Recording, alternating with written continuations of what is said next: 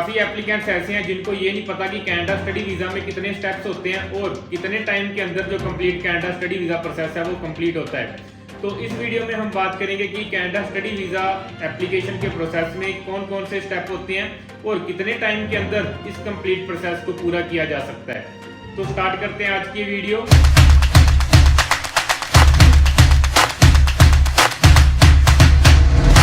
Hello everyone, hopes you are fine. This is Jaspreet Deol from Aware Visa immigration.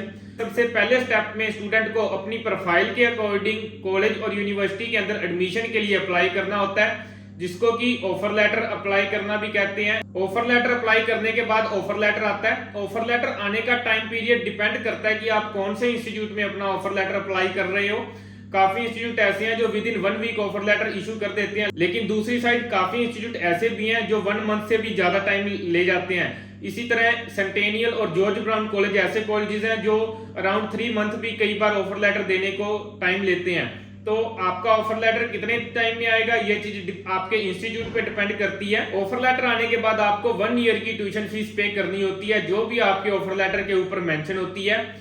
1 year की जो tuition fees है वो STS category में file लगाने के लिए मैंडेटरी है। इसीलिए मैं आपको यही रिकमेंड करूंगा कि आप 1 ईयर की फीस पे करके ही अपनी जो वीजा एप्लीकेशन है वो सबमिट करें।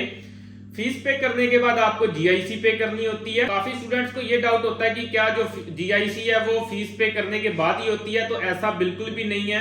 जीआईसी का फीस के साथ कोई भी लेना देना नहीं है। जीआईसी को आप फीस से पहले भी पे कर सकते हैं, फीस के साथ भी पे कर सकते हैं और जीआईसी को आप फीस के बाद भी पे कर सकते हैं। जीआईसी पे करने के बाद आपको जीआईसी रिसिप्ट हासिल होगी और फीस पे करने के बाद आपको फी रिसिप्ट आपके इंस्टीट्यूट से हासिल होगी। इसी टाइम के दौरान फीस और जीआईसी पे करने के बाद आपको अपनी डॉक्यूमेंटेशन कंप्लीट करनी होती है। डॉक्यूमेंटेशन के अंदर आपको एक मेडिकल चेकअप करवाना होता है, जो आप अपने नियर बाय ऑथोराइज्ड हॉस्पिटल से करवा सकते हैं। आप आईआरसीसी के पैनल पे चेक कर सकते हैं कि आपके नियर कौन सा जो हॉस्पिटल है वो जो आईआरसीसी से ऑथोराइज्ड है। मेडिकल के बाद आपको और डॉक्यूमेंटेशन कंप्लीट करनी होती है, जिसके अंदर आपको अपनी डिजिटल फोटो करवानी होती है, जिसकी स्पेशल स्पेसिफिकेशन एंड रूल्स हैं। उस रूल्स को आपको फॉलो करके ही अपनी डिजिटल फोटो करवानी होती है।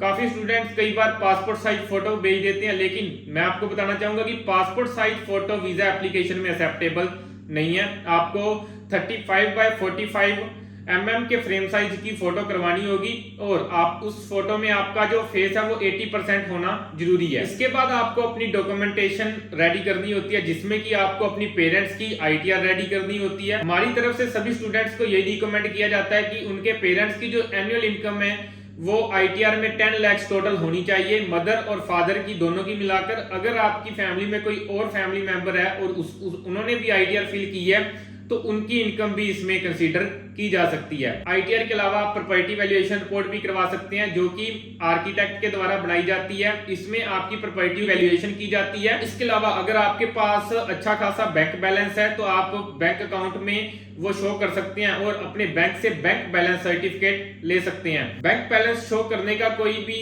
फिक्स अमाउंट नहीं है, ये आपके ऊपर डिपेंड करता है, आपकी फाइनेंशियल सिचुएशन के ऊपर डिपेंड करता है कि आप कितना बैलेंस बैंक अकाउंट में शो कर सकते हैं। बैंक बैलेंस आप 3-4 लाख से लेकर 8 से 9 लाख तक दिखा सकते हैं, जितनी भी आपकी कैपेसिटी है। ऐसा कुछ नहीं है कि अगर आप 8 से 9 लाख का बैंक बैलेंस लगाओगे तो आपका वीजा आएगा ही आएगा, या फिर अगर आप कम बैंक बैलेंस लगा रहे हैं तो आपका जो वीजा है वो रिजेक्ट ही होगा।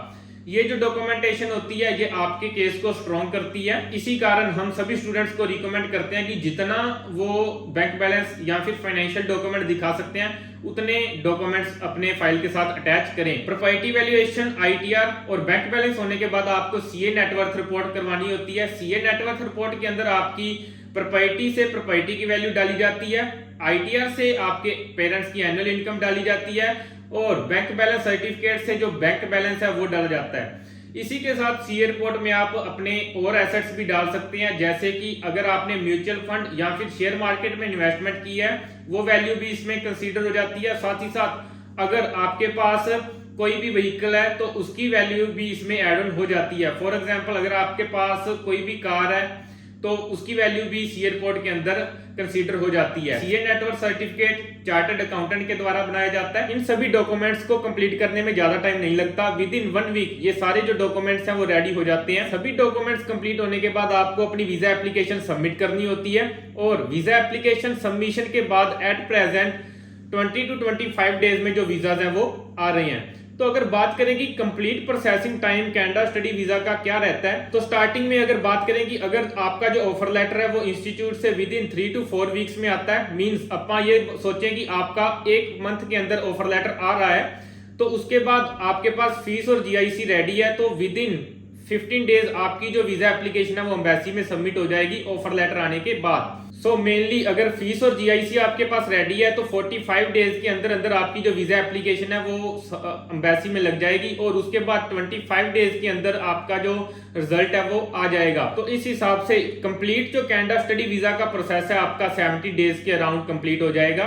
वहीं अगर आप ऐसे इंस्टीट्यूट में अप्लाई करते हैं जहां पे आपका जो ऑफर लेटर है विद इन 1 वीक आ रहा है, तो उस केस में आपके 20 to 25 डेज सेव हो जाएंगे और आपका जो Canada study visa within 2 months आ जाएगा।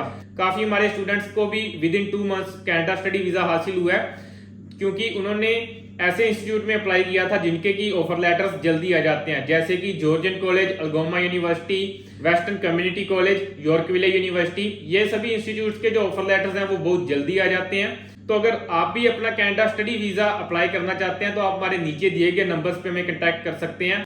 चाहे आपका किसी भी तरह का डाउट है, उस केस में भी आप अपना डाउट हमारे से कांटेक्ट करके क्लियर कर सकते हैं। इसी तरह की यूजफुल इंफॉर्मेशन के लिए आप हमारा यूट्यूब का चैनल सब्सक्राइब कर सकते हैं। Thanks a lot.